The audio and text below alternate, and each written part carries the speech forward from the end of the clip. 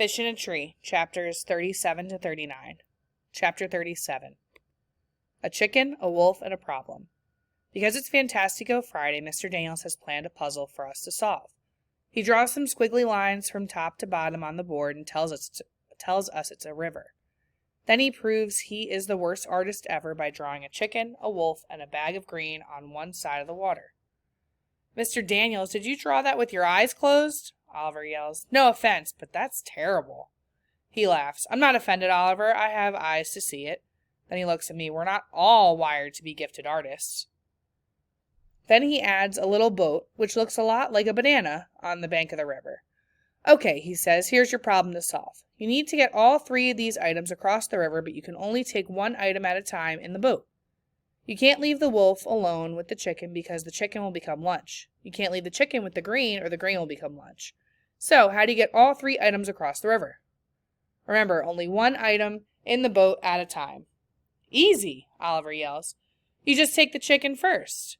What happens after that? Then you take the green. But what will happen to the green when you go back for the wolf? After a couple of seconds, Oliver drapes himself over his desk. Mr. Daniels pats Oliver on the back. It's okay, kiddo. It's supposed to be hard. Mr. Daniels turns to Suki. Any idea? She puts her pointer finger on her chin. If you take green first... Wait. If you take wolf... She sighs and shrugs. I don't know. Albert's eyebrows were so scrunched up, they looked like they'll cover his eyes. Take a few minutes to try to solve this on your own, then we'll talk about it in a bit.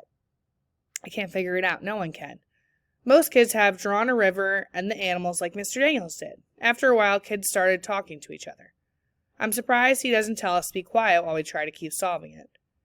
I tear off 3 pieces of paper and draw the chicken on the first, the green on the second, and the wolf on the third. I move them around back and forth across the river. The class is loud now. I pick up my 3 pieces of paper and ask Mr. Daniels if I can work in the hallway because of the noise. Sure, go ahead. I'm out there just a few minutes moving my pieces around when Shay and Jessica come out. They sit across the hall from me. I guess they came out here to work too? This is dumb, Jessica says. Tell me about it, Shay answers. Who cares about chickens and wolves or whatever? Do you know the answer, Allie? Jessica asks. Why are you asking her? Of course she doesn't know. Shay whispers. Shay says. She whispers something to Jessica, and soon after Shay is holding up the words, Can you read this, Allie? I try to ignore them. I'm not going to let her see me upset. I remember. Life with Shay is like playing chess. Don't get flustered. Don't make mistakes. Aw, you can't read it, can you? The baby voice doesn't bother me as much as the words themselves.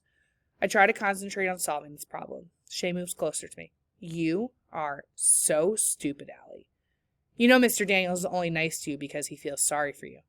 Come on, Shay. Let's go back inside, Jessica squeaks. Don't come on me, Shay snaps. Whose side are you on? I'm on yours, Jessica says, but it isn't the sound of loyalty, it's the sound of fear. I stand up, go into the classroom, go into the corner behind Mr. Daniels' desk. It's hard for me to push the sound of Shay's voice out of my head. But I remember myself that just because someone says it doesn't make it true. I concentrate on the 3 pieces of paper, the chicken, the wolf, and the green. I move the pieces of paper around on the floor. It takes me a while, but I realize that you need to take more than 3 trips. You need to take the chicken and then the green, but then take the chicken back with you and leave it while you take the wolf. Then you leave the wolf with the green and go back for the chicken. I leap up. I got it! Keisha and Albert are surprised. So am I. Mr. Daniels comes over and I whisper the answer in his ear. Impressive work, Allie. He says I can go around help others for the last remaining minutes. Allie, Max says in a loud whisper, what's the answer? Come on, tell us how you did it. By now, Shay and Jessica have come back in and they see me helping Max. When I swing my hair, Shay says in a low voice, you're still a loser, Allie. A total and complete loser. But Jessica smiles a bit at me. Mr. Daniels calls us back to our seats. Okay, that was a 2-part assignment. The first was to solve the puzzle. The second was to see who would stick with it. Who would work on it until it was solved. Congratulations to the few of you that did it. If you are one of the many that gave up and started talking to your friends about soccer and other things, I want you to consider that no matter how smart you are, success is reached with hard work too. I can't believe it. My experience with endless frustration and having to work on things for so long has actually paid off. I guess maybe I'm having trouble is not the same as I can't. Chapter 38. Loser for president. So, Fantasticos, Mr. Daniels says, I've told you about nominating a class president for our first ever school-wide school government. Do we have our first nomination? Jessica raised her hand. I nominate Shay. Shay looks back at her and turns forward. She looks like she's ready for her crown. Okay, good. Another nomination? No one. Come on, we can't have an election with only one name. I wait, glancing around. I know there will be no more names because Shay has made it known since Mr. Daniels first announced the election that anyone who runs against her will regret it. In fact, their children and their children's children will regret it. And she can actually do something like that. Nope, there are still no more names. Albert raises his hand. Whoa, Albert, way to be brave. I glance back at Shay, whose eyes are now little slits. But then Albert just asks to go to the bathroom. After waiting and prodding, Mr. Daniels finally says, I'll draw a name out of a hat or tell the council that we don't have a representative. Come on, folks, step up. Another wait, then Shay raises her hand. Well, Shay, this is good sportsmanship. Who will you nominate? She cracks a smile. I nominate Allie Nickerson. Wait, no. She didn't say me. I look back at her staring at me while Mr. Daniels compliments her again. And then it hits me like a boulder. Of course, she wants to win, so she nominated me. A surefire loser. Is that okay? Mr. Daniels asked me. Can I say no? Yeah, you can say no, but I think you should run. I really, really want to say no, just not to him. Okay, I'll do it, I guess. Good, he says. Now both of you will need to say a few words tomorrow. The voting will follow. Oh, I get to write a speech, Shay says to Jessica. Then I hear her whisper. I'm terrified. I can't write a speech. After school, Mr. Daniels apologizes for not being able to help me today because he has class at the college. However, he suggests that I just be honest about why I want to be president of the class. He asks if my mom can work with me that night. I tell him that she will. I know she would in a heartbeat, but I would never ask her to help with this. It would just get her hopes up.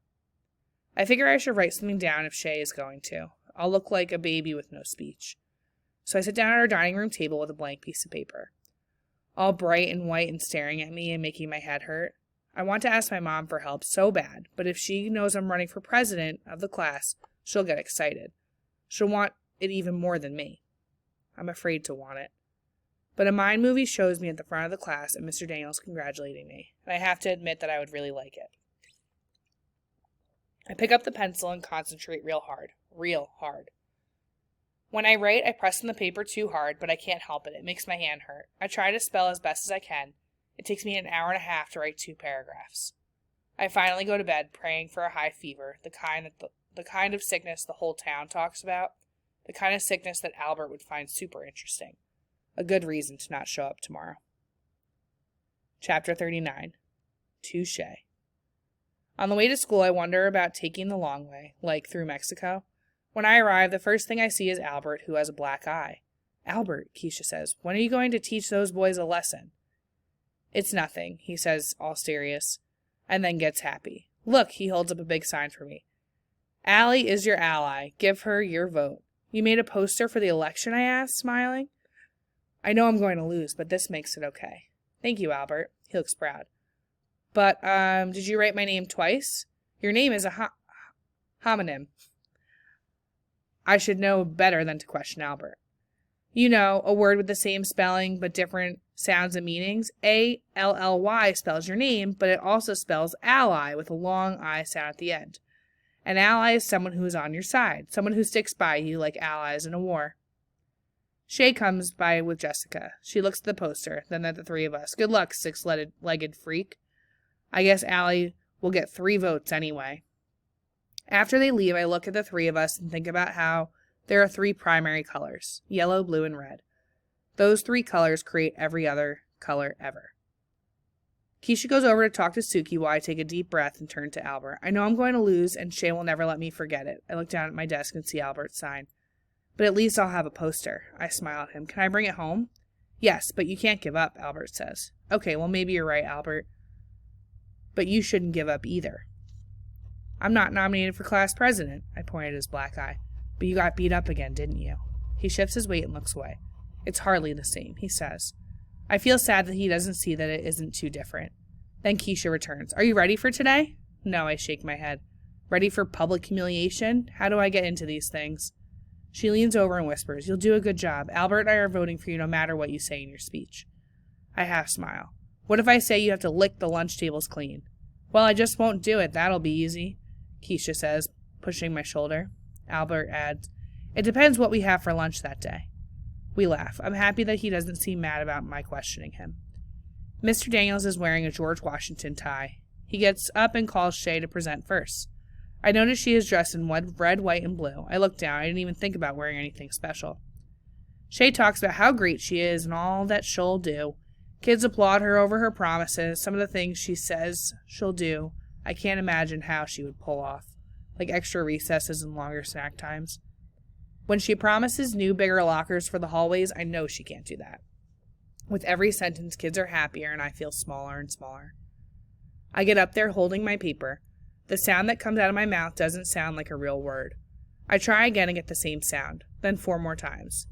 The quiet laughs rise all around me, but Mr. Daniels holds his palm toward the class without taking his eyes off me, and the noise stops. I feel hot. Then Etch-a-Sketch brain hits me and I go blank, staring at a page that I wrote that I can't read. Shay looks smug and it makes it even harder. Mr. Daniels bends over, resting his hands on his knees. He whispers, "Look, you can do this. You can hit it out of the park, too." I shake my head a little. "I believe in you, Allie. Now forget what you wrote. Put the paper down and take a deep breath. Close your eyes, and if it makes you nervous to see everyone, just be honest. Be you." He slides the paper out of my hands, and I stand there silent for too long. I do close my eyes, wishing it would block their view of me as well. Mr. Daniels' voice is gentle, almost a whisper. "I want to be present for this class because I think it will be fun, and I think I would like it." I say, my eyes are still closed. "Good, keep going," he says. "I promise to be honest. I promise to work hard.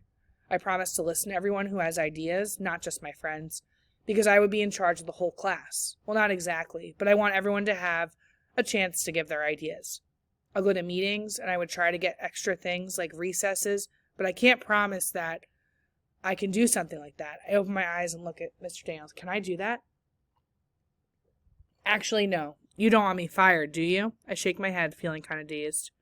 "Do you have anything else to say?" "I don't think so." "Okay, then." He motions me toward my seat, and I sit down, stunned when it's over. "Now for the vote," he says. He begins to hand out little pieces of paper. "Wait," Shay says. "All the other teachers have had everyone raise their hands." "Well, I thought it should be more like a real election, a secret ballot. Everyone will write the name of their choice for class president on the paper and fold it up. I will walk around to collect them." "That's not fair." "Well," he shrugs, "if it's good enough for the U.S. government, it's good enough for us." I smooth out the tiny piece of paper and try hard to be neat. There's a lump in my throat as I write down my own name, and I don't even know why. Maybe because I'm not writing it down on a sign-in sheet for detention or signing an apology for something. I fold it 1, 2, 3 times and then put it in the basket when Mr. Daniels comes by. He says he'll let us know later, but everyone begs him to count now, so he does. He opens the first one, Shay. He opens another, Shay. He opens the third, Shay. When he opens the next 4, they are for me, and I'm surprised. A couple more for Shay and 4 more for me. 4 more? I can't imagine who would vote for me. I thought everyone loved Shay, but as I look around the room, some kids are glancing at me, and some actually look happy. Oliver and Suki and a bunch of other kids. Toward the end of the counting, when it looks like I have actually won, Shay crosses her arms and falls back against her chair. In the end, Mr. Daniels shakes hands with Shay and tells her she had a good campaign. Then he turns to me and says, "Congratulations, Madam President Nickerson." Then he salutes me and laughs, while the class claps. Keisha stands up while Albert gives me a single nod. "Mr. Daniels," Max raises his hand, "I think this calls for a party." "Why, Max? Because it's Wednesday?" "Any day is good for a party, Mr. D," he says, and Shay looks annoyed with him. But her real dagger eyes are saved for me. At least she's quiet for once, and that's perfectly fine with me.